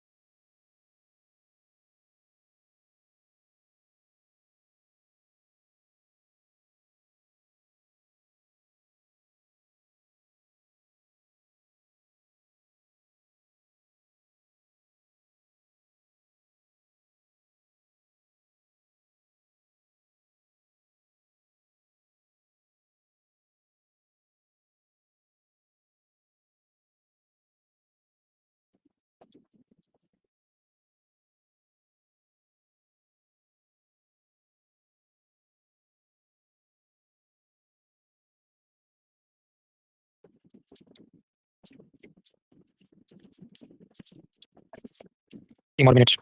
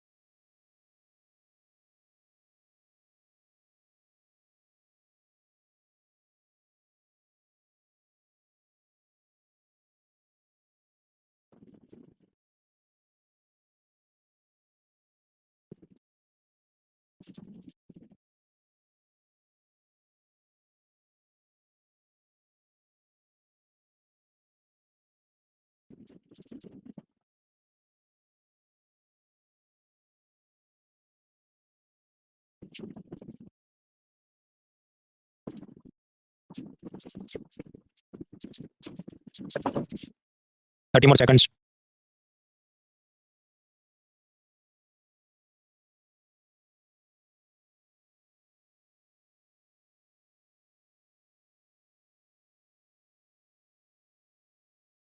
हाँ तो मित्र आपको क्या लगता है voting time starts in 3 2 1 start. Yash Ayush Anjali Dhanraj Prince Shalini Kamakshi Mrityunjay Isha Sangeeta Harshit Ruhi Ankit Anjali Divya Zahira Tulika Ruchi Mansi Diksha Supriya Revathi Shirin Saurabh Sambhavi Ganga Gudiya Suruchi Alka हर्षित दुष्यंत श्याम ओशिका शुभम हयात अंकुर ईशा नेहा कृतार्थ इम्तियाज रुपिंद्र पारुल हीरा आस्था मयंक निशा अभिषेक अल्फ्रेड ईशा अर्जुन सरस्वती ऋषांक रंजन शिवा आशुतोष किशोर नदर्श करेक्ट आंसर्स। क्रेजी क्वेश्चन मित्रों, क्योंकि कोई भी सरकारी संस्था का पूछा तो हम क्या देखेंगे, इंडिया ईयर बुक में चेक करेंगे। इंडिया ईयर बुक में सारे स्टेटमेंट है ही नहीं, तो आप कुछ कर ही नहीं सकते। उसके नेट पे जाके उसकी अबाउट वेबसाइट देखो तो पता चले। यार इसमें आप देखो, it ensures coal mining companies deliver the coal to the end user in prescribe time. मतलब अगर कोल इंडिया टाटा स्टील को टाइम पे नहीं कोयला भेजेगा तो ये न्याय कराएगा। ऐसा तो इसके पास कुछ पावर है नहीं, इसलिए 4 इज रॉन्ग। इस हिसाब से बी चला गया, डी चला गया। नाउ यार 50-50 हो सकते हैं, सी हो सकता है। अल्टीमेटली तो वेबसाइट सर्च करो तो भी पता चले ये काम वो कर भी सकता है कि नहीं। तो the answer is 1 2 3। Tough question, not given in the books, website खंगालनी पड़ी। और ये ऐसा फेमस भी नहीं समझो कि द हिंदू में कोई आर्टिकल आ गया था इसलिए तुमको सपना जाना चाहिए, नॉट पॉसिबल। रियल एग्जाम में आपको डिसीजन लेना चाहिए फिर कि मुझे इसका रिस्क लेना है कि नहीं, तुक्के मारने या ऐसे ही इसे स्किप करना है। मोदी सरकार ने तय किया, मतलब हम लोग पढ़ रहे हैं, पावर मिनिस्ट्री बिजली कंपनियों की मदद के लिए Uday bonds IPDS in city area, गांव वालों के लिए दीनदयाल ग्राम ज्योति, गरीबों के लिए सौभाग्य, एनर्जी एफिशिएंसी के लिए उजाला एलईडी बल्ब, ये परफॉर्मेंस यूटिलिटी स्कीम देखा। Now next segment is renewable energy, उसके बाद एलपीजी। 2022 में सरकार का टारगेट था कि सोलर से 100 गीगावाट, विंड से 60, बायोमास से 10 और स्मॉल हाइड्रो मतलब 25 मेगावाट से कम वाले उसमें 5, ये हम रिन्यूएबल एनर्जी जनरेट करनी है 175। तो ओरिजिनल टारगेट क्या था 2022 तक 175। फिर मोदी जी ने 15 अगस्त 2021 को कहा नहीं 450 गीगावाट कर दो। फिर वो सीओपी 26 मतलब ग्लासगो या कहीं गए होंगे, नहीं नहीं 500 कर दो। फिर कुछ और जगह, चौथी जगह और 600 कर दो। जितना न्यूज़पेपर में था उस हिसाब से मैंने डाला। उसके भी और लेटेस्ट अपडेट होता है इकोनॉमिक एनवायरमेंट के कोर्सेज में देखना। अब कुछ लोग कहे ठीक है भाई, तो तुमने पुराना डिलीट नहीं करना चाहिए। अब ये 175 वाला उसमें ये टारगेट है। ये मैंने इसलिए नहीं डिलीट किया क्योंकि स्टेट सर्विस एग्जाम वाले आप जानते हैं 20-25 साल तक क्वेश्चन बैंक अपडेट नहीं करते, तो वहाँ पर आपको याद रखना चाहिए 175 का टारगेट था। उसके बाद और भी ये वो कमिटमेंट और सीओपी 26 थोड़ा बहुत दिया, बाकी एनवायरमेंट के कोर्सेज में आप देख लेना। अब नई इकोनॉमिक सर्वे में जो चार्ट है उसको समझते हैं कि भारत में जितनी बिजली पैदा है मान लो 100 किलो, उसमें से 52 किलो तो फॉसिल फ्यूल मतलब ये जो भी गैस है, कोयला है, पेट्रोलियम है, इससे हम लोग एनर्जी बनाते हैं। और बाकी 47 रिन्यूएबल मतलब ये hydro power, wind power, solar, इससे बनाते हैं। अब ये जो है रिन्यूएबल सोर्सेज, उसमें भी मेजोरिटी कौन सा है 97%, ना 97 गीगावाट सोलर से आ रहा है, 52 गीगावाट हाइड्रो से, 11 गीगावाट बायो एनर्जी से एंड 48 विंड एनर्जी से आ रहा है। तो असेंडिंग डिसेंडिंग ऑर्डर में आपको याद रखना है कम ज्यादा कौन सा है। नाउ रिन्यूएबल एनर्जी को प्रोत्साहन देने के लिए क्या क्या है, लेट मी ज़ूम इन। एक तो है पीएम कुसुम सोलर पंप। किसान को सिंचाई करनी इरिगेशन पंप सेट नॉर्मली बिजली से या डीजल से चलाता है। सोलर पंप सेट में क्या, पंप सेट तो वही अपन बिजली कौन सा बनेगा, सोलर पैनल से वो बिजली बनाएंगे ताकि किसान को सस्ते में बिजली मिले। तो इसके वास्ते सरकार उसको लोन में सब्सिडी में पैसा देगी, that is Kusum solar pump scheme. बाकी सोलर एनर्जी के लिए Jawaharlal Nehru national solar mission है। और तीसरा रिन्यूएबल परचेज ऑब्लिगेशन को क्या अभी हम लोग देखते हैं।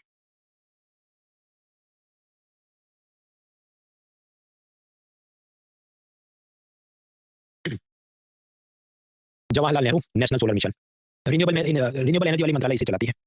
अब याद करो मेक इन इंडिया मतलब वो कोई एक योजना नहीं है, उसमें बहुत सारी और छोटी छोटी चीजें की जाती है। उसी तरह ये जो सोलर मिशन है वो कोई एक योजना नहीं, इसके नीचे बहुत सारी छोटी छोटी और चीजें होती है। For example Surya Mitra skill development programme की सोलर पैनल लगाने के लिए जो नौजवान हैं उनको आईटीआई के अंदर पॉलिटेक्निक में ट्रेनिंग दी जाएगी। कोई कहे मुझे खुद से सेल्फ इंस्टॉल करना है सोलर पैनल, तो उसके लिए और अपने सब ट्यूटोरियल दिए जाएंगे वगैरह वगैरह। और भी चीजें हैंड आउट में देखना। सोलर मिशन में जाने लायक क्या है, सरकार चाहती है कि जितनी भी सार्वजनिक इमारतें पब्लिक बिल्डिंग है उस पर रूफटॉप सोलर प्लांट हो। जैसे ये केरला में कोची एयरपोर्ट है, कोचिन एयरपोर्ट है। इसमें खास बात ये कि देखो ये सब नीचे पार्किंग स्पेस है, लेट मी ज़ूम इन। ये पार्किंग स्पेस है और ऊपर जो शेड बना है वो पूरा सोलर का। इसमें से इतनी बिजली आती है कि उनका एयरपोर्ट पूरा इसी बिजली से चले जाता है। अब वो तो समझो एयरपोर्ट का डेवलपर है, उसकी मर्जी की बात है, वो लगाएगा कि नहीं लगाएगा। तो गवर्नमेंट ने कुछ रूल्स बनाने पड़ेंगे, कंपलसरी ये सब लगाना पड़ेगा। तो उस राज्य सरकार को बोला गया बिल्डिंग बायलॉज में सब लिख दो। उसमें से होगा कि कंपलसरी आपने ये इंफ्रास्ट्रक्चर होना चाहिए, तो कंपलसरी पब्लिक बिल्डिंग जो भी यूनिवर्सिटी एयरपोर्ट है इन सब में सोलर पैनल लगाने होंगे। अब एयरपोर्ट डेवलपर का नहीं सर ये तो महंगा पड़ेगा हमको, बहुत महंगा है, तो यूनियन गवर्नमेंट का देखो हम तुम्हें सब्सिडी देंगे, सृष्टि सब्सिडी फॉर सोलर पैनल, ताकि आप मतलब लाख रुपए का पैनल है 20,000 सब्सिडी देंगे। आपको प्रश्न हो तो फिर भारत सरकार इसका पैसा कहाँ से लाएगी?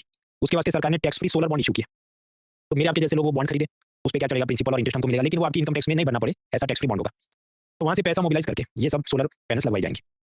अब मान लीजिए जो कोचिन एयरपोर्ट चलाने के लिए 100 किलो बिजली चाहिए, लेकिन ये सोलर पैनल से 120 किलो बिजली पैदा हुई, तो यानी कि 20 किलोग्राम एक्स्ट्रा है, उसका क्या करें?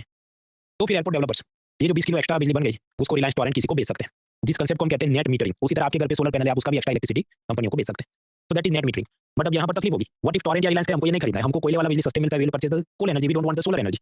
तो फिर क्या करना पड़ेगा, कुछ रिजर्वेशन कोटा सिस्टम लगानी पड़े, उसे हम कहते हैं रिन्यूएबल परचेज ऑब्लिगेशन आरपीओ। वैसा कहता है कि मान लो रिलायंस या टोरेंट पावर 100 किलो बिजली खरीद रहा है, उसमें से 21 उसने रिन्यूएबल वाली खरीदनी होगी, मतलब सोलर विंड ये सब। अगर ऐसा वो नहीं करेगा तो फिर ये जो भी इलेक्ट्रिसिटी एक्ट के तहत कार्रवाई करेंगे, सजा करेंगे, ये सब बात है। तो that is called renewable purchase obligation RPO. फिर ये 2024 में सरकार एक नई स्कीम लेके आई कि आम लोग भी अपने घर पे रूफटॉप सोलर प्लांट लगा सके। अब मान लो ये जो पैनल है वो आए 10 लाख किया कुछ, तो depending on the panel size Bharat सरकार आपको 30,000 से लेकर 78,000 की सब्सिडी देगी। एक बात है, आपके पास बाकी का 5 लाख तो मुझे अपनी जेब से निकालना है, उसका क्या? उसके वास्ते बैंक वाले आपको लोन देंगे, लोन का ब्याज क्या होगा, तो रेपो रेट के ऊपर 0.50%। अब ये जो बिजली आपने सोलर बिजली बना रहे हैं अपने रूफटॉप पे, इससे दो फायदे हैं, आपका बिजली का बिल कम आएगा, और दूसरा आपने अगर एक्स्ट्रा बिजली बना दी तो आप डिस्ट्रीब्यूशन कंपनियों को बेच सकते हैं, उनको जबरदस्ती खरीदना पड़ेगा बिकॉज आरपीओ नाम का वो कोटा सिस्टम है, और ये सब आप करेंगे तो आपका साल का 15,000 रुपये बच जाएगा, ऐसा सरकार कहती है। सो दैट इज प्रधानमंत्री सूर्यघर मुफ्त बिजली योजना, प्रधानमंत्री सूर्यघर मुफ्त बिजली योजना। इसमें और भी जनरल नॉलेज है वो आपके हैंडआउट में दिया है, वो आप देखना। वो इसलिए कि आजकल यूपीएससी को खुजली मची है, कुछ बार वो योजना की एकदम माइक्रोस्कोपिक बारीक बारीक फैक्ट भी पूछते हैं, इसलिए मैंने आधा पेज भर के वो सब दिया, क्योंकि नई योजना है, एनवायरमेंट से जुड़ी योजना है, तो इनको डबल वो रिस्क बढ़ जाता है। उसका भी टोटल ग्राफिक्स आपके हैंडआउट में मैंने दिया है। अब इतना सब होगा तो स्वाभाविक है जिसके भी पास मोबाइल है आजकल वो फूड ब्लॉगर बन चुका है। तो उसी तरह जो भी संस्था है, मतलब कुछ काम नहीं तो चलो रैंकिंग ही दे देते हैं सबको, मैं रैंकिंग दूंगी, मैं भी रैंकिंग, तो भाई मैं भी रैंकिंग दूंगा, मतलब इतने सारे निकल पड़े हैं, कोई याद है तो ठीक है, अदरवाइज छोड़ो इसको, मैं आपकी जगह होता मैं छोड़ देता, मैं कुछ और सब्जेक्ट तैयार करता, क्योंकि इसका रिटर्न ऑन इन्वेस्टमेंट मुझे इतना जोरदार लगता नहीं। और दिल की तसल्ली के लिए आपको मैंने हैंडआउट में दिया है, ताकि आपको पीटी 725 और 25 की कंपाइलेशन का वो नहीं रहे। हो सकता है उसमें और उसने 25 और कम दिया हो रैंकिंग, पर आपको याद रखना है कि उसका पूछना और पूछे तो हमको याद रहना वो दोनों की प्रोबेबिलिटी कितनी है। हम बात करें थे रिन्यूएबल एनर्जी की, तो ये जो फॉसिल फ्यूल है पेट्रोल डीजल, उसमें भी जो ये पोल्यूशन हो रहा है उसे कम कैसे किया जाए, इथेनॉल ब्लेंडिंग किया जाए, पेट्रोल में इथेनॉल मिलाया जाए। तो E10 मतलब क्या, पेट्रोल में 10% इथेनॉल मिलाओ, 90% पेट्रोल रखो, E20 क्या 20%, E100 मतलब क्या, सीधा इथेनॉल से गाड़ी चलाओ। ये सब के लिए राकेश सरवाल कमेटी बनी थी, तो इन्होंने क्या सजेस्ट किया होगा, E20 ब्लेंडिंग वगैरह के लिए टैक्स में छूट दो, सब्सिडी दो, man power research development awareness करो, बाकी डिटेल हैंडआउट में आप देख लेना। सीएनजी रिक्शा, और घर पे जो एक तो एलपीजी सिलेंडर होता है, लेकिन कुछ सिटी में आपको सीधा पाइप से गैस आता है पीएनजी, तो ये सब आ रहा है वो किधर से आ रहा है, उसका मान लो अदानी गैस कंपनी होगा, तो उसे आप क्या करेंगे, सिटी गैस डिस्ट्रीब्यूशन सीजीडी, जहां से ऐसा रिक्शा का और घर पे जो गैस जाता है। बायोगैस आप समझते हैं कि गाय भैंस के गोबर को उसमें आप जो भी डिकम्पोज करके बायोगैस बनाते हैं, तो क्या ये बायोगैस आप रिक्शा में सीधा डाल सकते हैं या सीधा उसे गैस, तो वो थोड़ा उसमें जो भी एनर्जी ठीक नहीं हो या फ्लो अच्छा नहीं चलता हो, तो थोड़ा ब्लेंड करना चाहिए कि 95% आप नेचुरल गैस रखो, बाकी 5% ये बायोगैस वाला उसमें मिला दो, तो ऐसा सब बायोगैस ब्लेंडिंग का भी प्रोजेक्ट चल रहा है। फिर आते हैं ग्रीन हाइड्रोजन।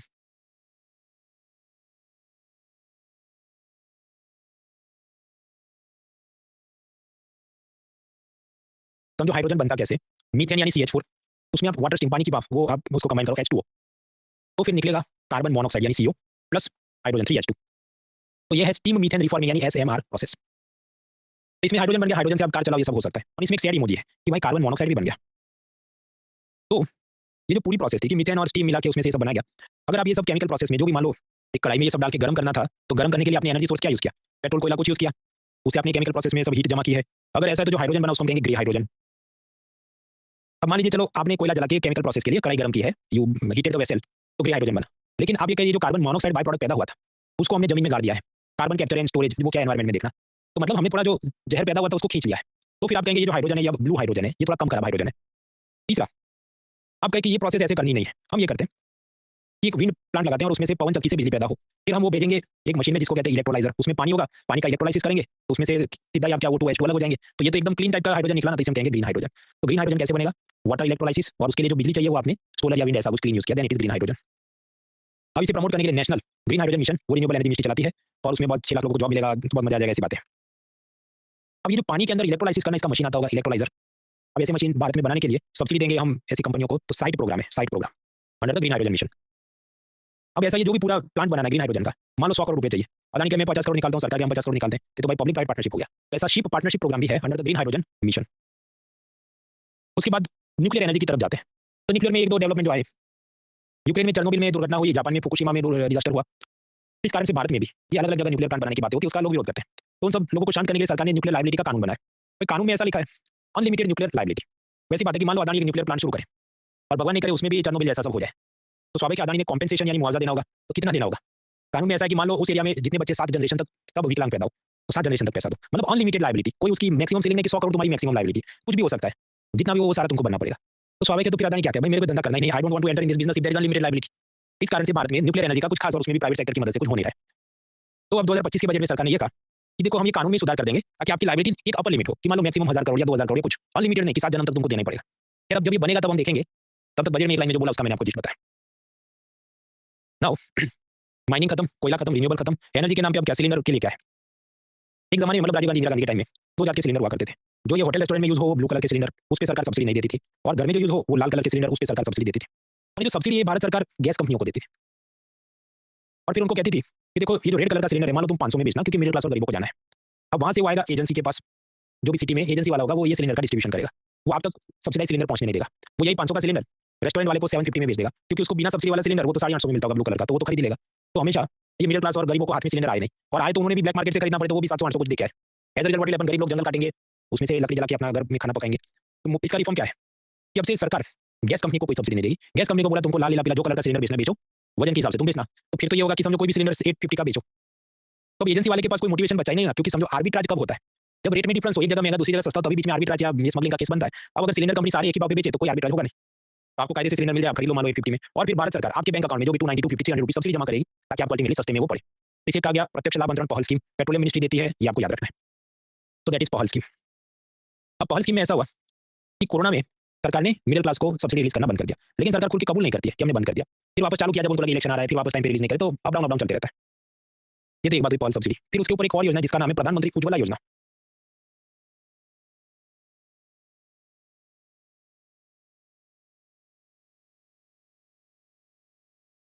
देखिए, एक middle class family LPG cylinder का कनेक्शन लेने जाए तो एजेंसी वाला कहेगा तुम एक रिफंडेबल सिक्योरिटी डिपॉजिट 2000 रुपए, जैसे आप लाइब्रेरी में अकाउंट खोलते हैं तो कहेगा तुम डिपॉजिट दो 500 रुपए कि तुम किताब नहीं फाड़ोगे, और उसके ऊपर फीस का 50 रुपए और दो। तो सिमिलरली यू हैव टू पे सम सिक्योरिटी डिपॉजिट। फिर गैस सिलेंडर में आप जानते हैं रबर ट्यूब, प्रेशर रेगुलेटर, तो इसका अलग पैसा दो। फिर आपको स्टोव भी चाहिए वो जलाने के लिए, उसका अलग पैसा दो। और सिलेंडर भी खरीदना मान लो 800-900 का, तो उसका अलग पैसा दो। हालांकि उस पर सरकार सब्सिडी देगी आपके बैंक अकाउंट में, मैंने आपको पढ़ाया। This is for middle class. जो गरीब लोग हैं उनके लिए सरकार ने कहा प्रधानमंत्री उज्ज्वला योजना, कोई सिक्योरिटी डिपॉजिट नहीं, फ्री में तुमको ये रबर ट्यूब, प्रेशर रेगुलेटर ये भी फ्री में। तो ये था उनका उज्ज्वला योजना 1.0। फिर सरकार लेके आई 2.0। 2.0 में ये सब तो फ्री था ही, तुम्हें स्टोव भी फ्री में देंगे और पहला सिलेंडर भी फ्री में देंगे, सब फ्री।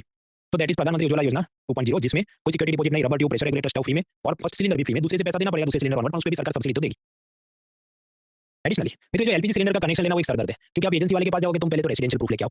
अब जिसका अपना मकान है वो तो सब बिजली का बिल, प्रॉपर्टी टैक्स का बिल सब दिखा सकता है। जो किराए के मकान में रहता है उसका मकान मालिक को कहेगा नहीं मैं तुमको ये नहीं दूंगा, तुम तो मेरा सब मकान हड़प लोगे। फिर बहुत सारे मजदूर हो तो झोपड़े में रहते हो, तो वो कहाँ से सिलेंडर लेके आए, माफ कीजिए कहाँ से एड्रेस प्रूफ लेके आए।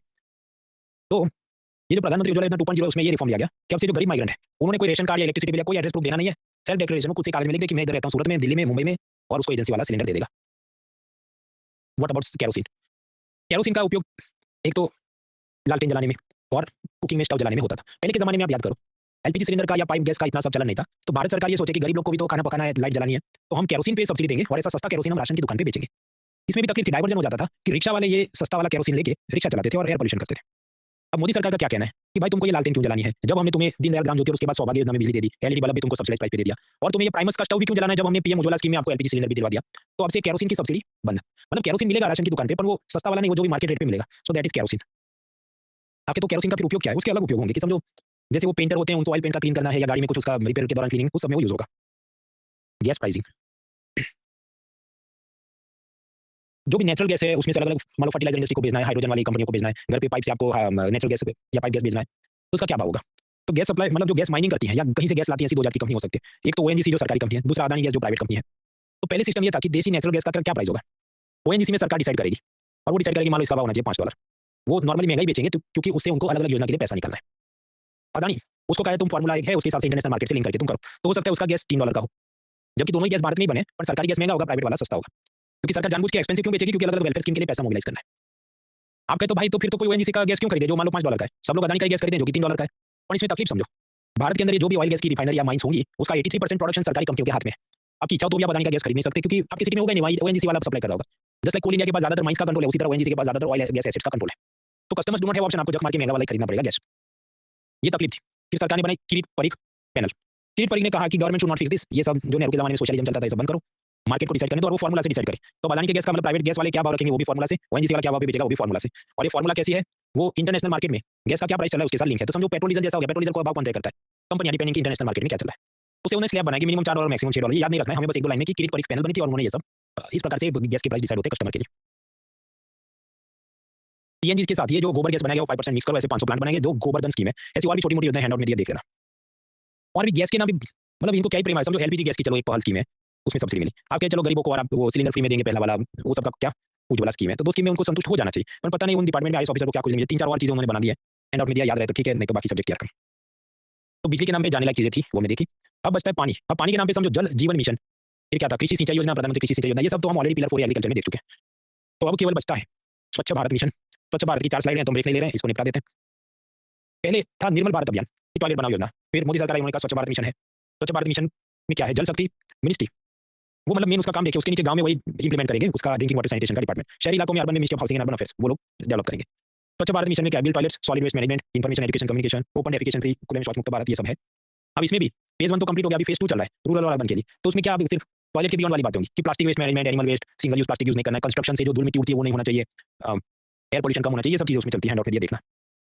अब ये जो ओपन डेफिकेशन फ्री मतलब खुले में शौच मत करो और उसके वास्ते टॉयलेट बनाएंगे, पब्लिक कम्युनिटी, ये एक्सवाइजेड बहुत सारी चीज होगी, इसका एक प्रोटोकॉल होगा ना, कार्य पद्धति। मतलब समझो ये अपना ऑनलाइन कोर्स है, दैट इज वन थिंग, पर इसकी कार्य पद्धति है कि मैं आऊंगा, फिर मैं आपको शुरू में बताऊंगा ये कंट्रोल शिफ्ट आर प्रेस करो और ये सब, फिर अपना थोड़ी देर पढ़ेंगे, फिर ब्रेक होता है, ब्रेक में आप PY try, so this is process protocol. तो उसी तरह ये सारी जो काम होते हैं उसके प्रोटोकॉल होते हैं, ODF, ODF plus, ODF double plus, water plus, तो उसमें क्या क्या काम करना है, क्या स्टेजेस होंगे, वो चीज ईयरबुक में भी दी है, इकोनॉमिक सर्वे में भी दिया, तो आपको मैंने इसलिए पेश किया कि कुछ बार क्या रैंडमली उठा के पूछे what is ODF plus plus, तो इसलिए मैंने आपको दिया। याद रहे तो ठीक है, नहीं याद रहे तो लोड नहीं लेना, मैंने इसलिए दिया क्योंकि फिर आपको ये नहीं लगे कि पूछा था आपने बहुत सारी चीजें मतलब हैंडआउट में है ही नहीं। अब ये जो गांव है तो सरकार का कहना देखो सारे गांव तो खुले में शौच मुक्त है, कोई बार खुले में नहीं जाता, सब ओडीएफ फ्री है। फिर उसमें भी उन्होंने कैटेगरी बना दी, एक है एस्पायरिंग, मतलब वो ओडीएफ तो है ही पर सॉलिड लिक्विड वेस्ट मैनेजमेंट का कुछ करे। फिर राइजिंग मतलब वो थोड़ा और अच्छा उन्नत काम कर रहा है। फिर मॉडल वो उससे भी ज्यादा उन्नत काम करता है। जैसे 3 कैटेगरी के विलेजेस हैं। फिर होता है स्वच्छता सर्वेक्षण, क्लीनेस्ट सिटी। अब नॉर्मली ये होता है कि इंदौर को फर्स्ट नंबर आ जाता है। फिर 2024 में जो रैंक आया उसमें ऐसा इंदौर और सूरत का टाई हो गया, लेकिन अब सरकार को ये लगा कि जो इंदौर है पिछले कई वर्षों से वो उसका तो नंबर बनाते रहता है, तो बाकी सिटी के लिए तो कोई मोटिवेशन है नहीं, उनको पता है हमारा नंबर 1 कभी आना नहीं है। तो क्या किया जाए, ये जो टॉप रैंकर इनको हटा दो, तो हटा के उनका अलग बना दिया, उसको कहते हैं सुपर स्वच्छ लीग। सुपर स्वच्छ लीग मतलब जो पिछले 3 साल में टॉप रैंकर रहे थे उनका मतलब अलग रैंकिंग, उनको इसमें मत डालो वरना वो बाकी लोग डिमोटिवेट रहते हैं। तो नवी मुंबई, इंदौर और सूरत ये ऐसे हैं कि उनका अलग लीग, मतलब वो उनका आपस में कंपटीशन या रैंकिंग कुछ बनेगा, वो जब आएगा तब हम देखेंगे। उसी तरह बाकी सिटीज में ये चीज है, सब याद नहीं रखना है, सिर्फ ये टॉप वाला याद रखना है। मीडियम सिटीज 50,000 से 3 लाख, उसमें देखो Ambikapur, Tirupati, new Delhi municipal council. अब कुछ लोग नई दिल्ली में तो ज्यादा आबादी है, जो भी वो अलग इसको कंसीडर करते हैं। मैंने इकोनॉमिक सर्वे से पेश किया, ये टाइपिंग मिस्टेक नहीं है, बट एनी दिन not waste too much time, हमें टॉप वाला याद, नवी मुंबई, इंदौर, सूरत। फिर ये जो सफाई कर्मचारी होते हैं उनको भी जीवन में तरक्की करनी हो तो कुछ बिजनेस या कमर्शियल चीज शुरू करनी चाहिए।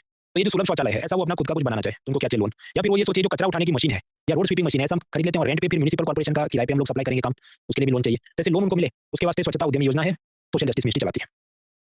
तो अब ये सब होगा तो मैं रैंकिंग दूंगा, मैं रैंकिंग दूंगा, मैं भी रैंकिंग दूंगा।